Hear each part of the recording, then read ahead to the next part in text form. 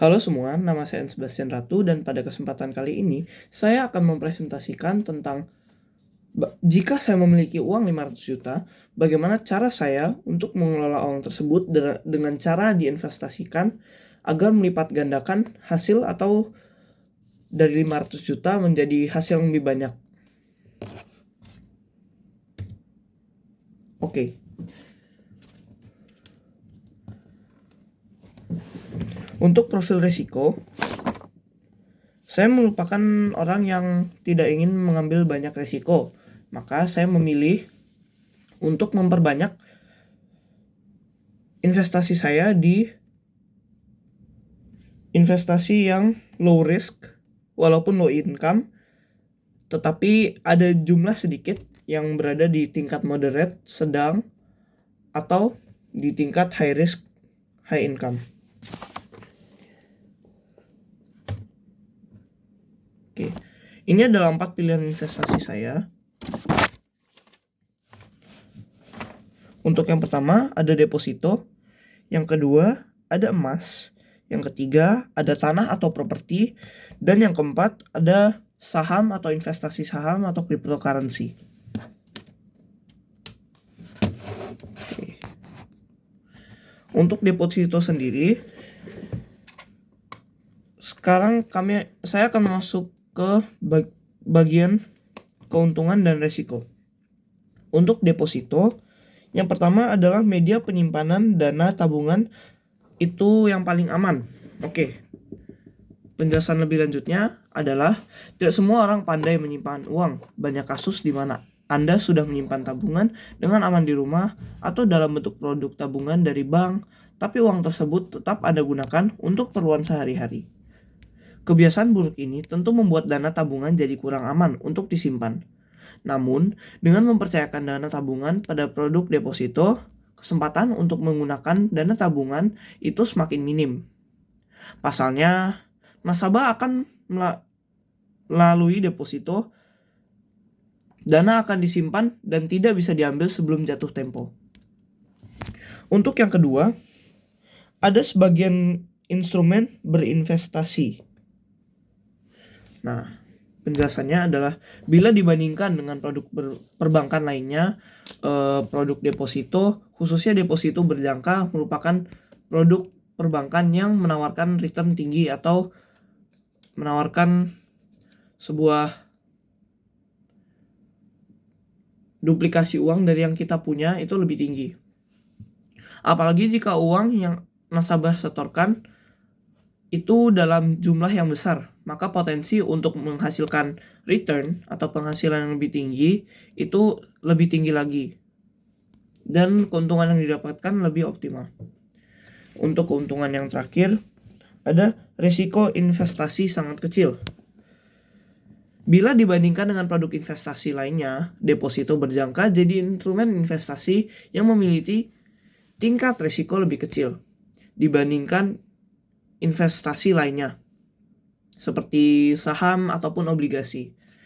Investor tidak perlu khawatir akan fluktuasi pasar saham ataupun perubahan harga yang terjadi karena hal tersebut tidak mempengaruhi nilai deposito. Sementara itu, menurut OJK, produk deposito bisa nasabah jadikan jaminan kredit atau anggunan untuk mengajukan produk pembiayaan kartu kredit. Untuk resikonya, yang pertama adalah proses pencairan yang kurang fleksibel, di mana nasabah tidak bisa menarik uang secara langsung jika mereka membutuhkan dengan cepat. Untuk yang kedua adalah pemilik deposito itu pasif. Pemilik deposito tidak terlibat secara langsung atau bersifat terhadap aktivitas pengelolaan dana deposito. Bank sebagai pemilik produk perbankan sekaligus pihak yang dipercaya nasabah untuk menyimpan dan mengelola dana simpanan tersebut berperan besar terhadap pengelolaan dana deposito. Sebesar apapun keuntungan dari dana deposito yang dikelola bank, keuntungan yang akan didapatkan nasabah itu tetap sesuai dengan ketentuan suku bunga yang disepakati bersama oleh bank dan nasabah. Dan yang terakhir adalah keuntungan kurang optimal.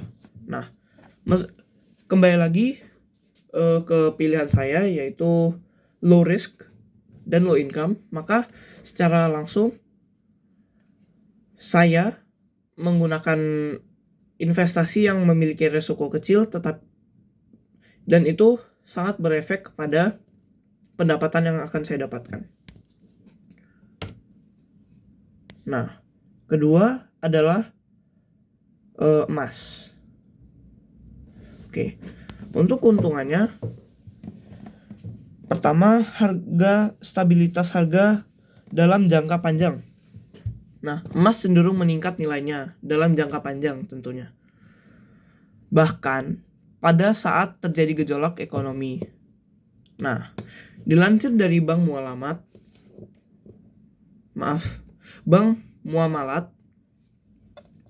menurut World Gold Council, harga emas naik rata-rata dari 11% per tahun selama 20 tahun terakhir. Yang kedua adalah emas itu tahan inflasi. Inflasi bisa membuat harga barang dan jasa naik, meskipun ini juga berdampak pada emas, tetapi semakin tinggi tingkat inflasi, biasanya harga emas akan semakin mahal. Itulah yang membuat banyak orang lebih memilih investasi atau menyimpan aset dalam bentuk emas. Yang ketiga adalah emas itu mudah dicairkan atau dijadikan uang. Nah, menurut OJK, emas bisa dijual atau digadai melalui perusahaan gadai atau toko emas sehingga relatif lebih mudah diuangkan. Lalu untuk resiko-resikonya ada 3 juga, yaitu yang pertama, tidak menghasilkan pendapatan pasif. Nah, keuntungan investasi emas hanya bisa kamu dapatkan saat kamu menjualnya, dan tentunya saat harganya naik. Yang kedua adalah kurang cocok untuk investasi jangka pendek. Seperti yang sudah saya bilang, meskipun nilainya relatif stabil, tetapi emas cenderung memiliki kenaikan harga yang lambat. Dan juga dilansir oleh Bank Muamalat, tadi disebutkan bahwa per tahunnya emas hanya memiliki kenaikan harga sebesar 11% per tahun. Nah, untuk yang terakhir, nilai spread lebih tinggi. Nah, spread adalah selisih harga dari jual atau buyback dan harga beli. Jika dibandingkan dengan produk pasar, modal lain, fluktuasi harga emas sangat dipengaruhi oleh kondisi ekonomi, seperti tingkat inflasi dan kurs rupiah. Jadi, agar mendapatkan keuntungan investasi yang optimal, pastikan menjual emas saat harga sedang tinggi dengan nilai spread yang kecil. Yang ketiga adalah tanah dan properti. Langsung saja untuk penjelasannya, yaitu nomor 1, harga tanah tidak pernah turun. Nah, keuntungan pertama investasi tanah adalah harga tanah tidak pernah turun karena sulit termakan inflasi, sehingga dari tahun ke tahun harga tanah selalu mengalami peningkatan. Kenaikan harga tanah tiap waktu juga tidak kecil. Terlebih bila kondisi tanah atau letak tanah Anda pada sebuah daerah yang strategis. Presentasi kenaikannya dapat mencapai dari 100%, 2 kali lipat, atau 200%. Selanjutnya adalah tanah bisa dimanfaatkan untuk kegiatan produktif. Nah, selain mendapatkan imbal hasil dari investasi jangka panjang, Anda bisa memperoleh pemasukan dari investasi aktivitas penggunaan tanah secara produktif. Misalnya menyewakan tanah kepada perusahaan-perusahaan, di mana kita terus mendapatkan uang dari mereka.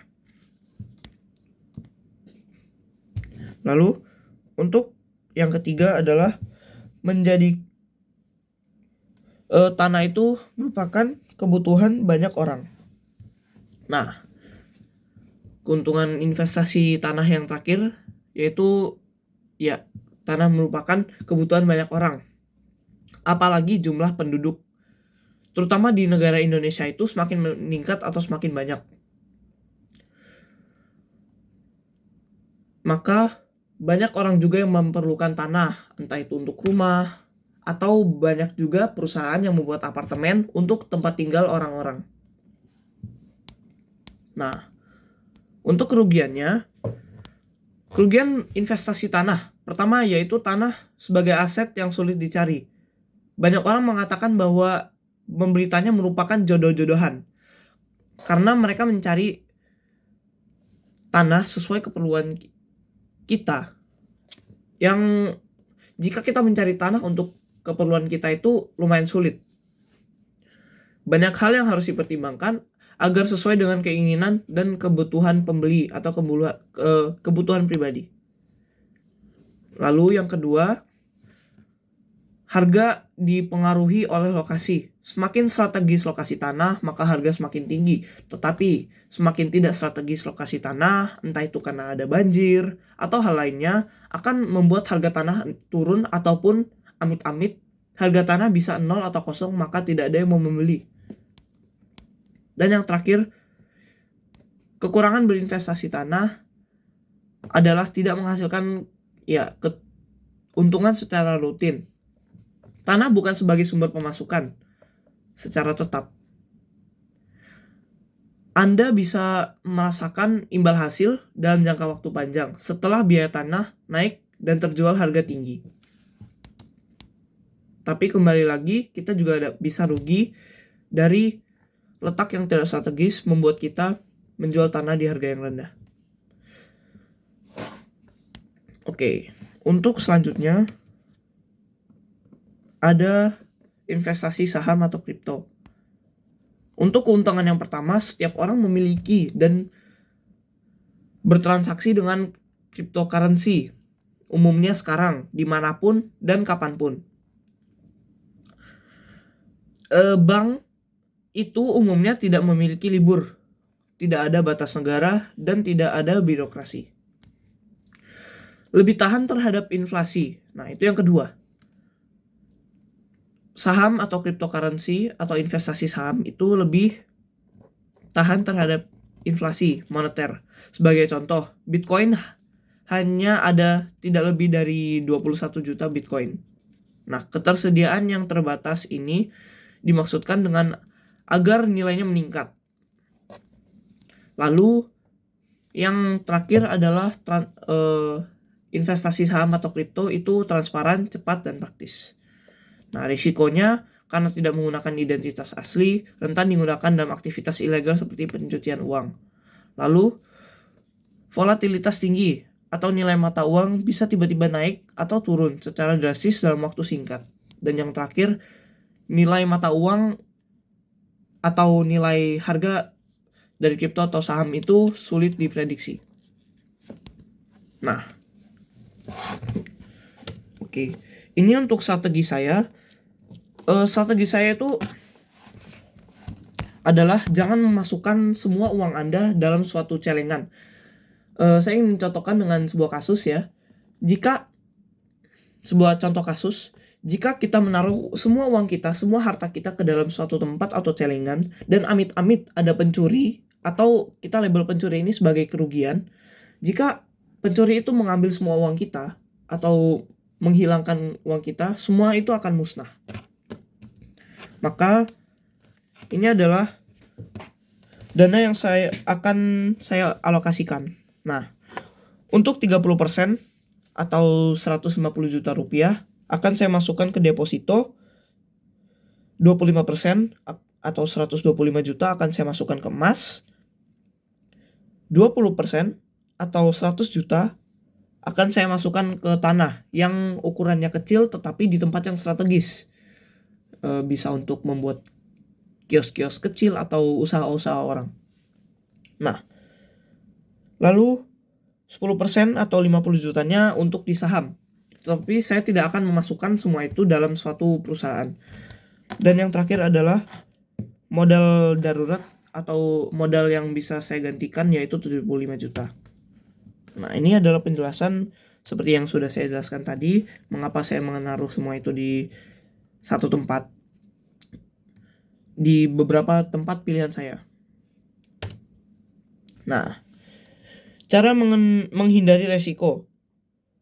Nah, saham yang turun drastis dapat diatasi dengan memasukkan uang sedikit demi sedikit, tidak hanya pada satu perusahaan atau bank, dan dilakukan secara bertahap. Lalu, inflasi dapat merugikan deposito, masih dapat keuntungan dari dan masih bisa di backup dari keuntungan lain seperti emas, tanah, dan saham. Lalu, emas banyak yang palsu, maka bisa dibeli atau diambil dari toko-toko yang terbukti baik dan juga asli, dan dapat kita simpan di safe deposit box di beberapa tempat-tempat bank. Dan juga yang terakhir adalah rutin mengecek, terutama pada bagian saham, karena harga saham itu naik turun. Nah, kesimpulannya, jangan kita menaruh keseluruhan uang kita ke hanya satu tempat, karena dapat beresiko kerugian tinggi. Dengan strategi ini, diharapkan bahwa kita dapat menjaga keberlangsungan uang kita, mendapat simpanan untuk pensiunan atau hari-hari tua yang cukup, tetapi harus kita jaga dengan ketat dan konsisten. Itu saja dari presentasi saya. Saya Sebastian Ratu. Terima kasih.